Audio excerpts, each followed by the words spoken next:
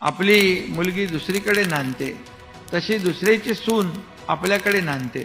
म्हणून कुठल्याही परिस्थितीमध्ये जशी लेक लाडकी असते, लाडकी बहीण असते, तशी लाडकी सून देखील या ठिकाणी सगळ्यांनी तसं वातावरण तयार करायला पाहिजे.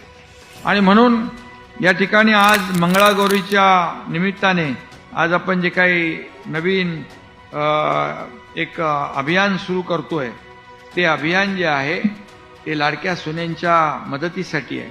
आपल्या मुलीला जसं चांगली वागणूक मिळाली पाहिजे अशी आपली भावना असते प्रत्येकाची, तशीच भावना समोरच्या आईवडिलांची असते.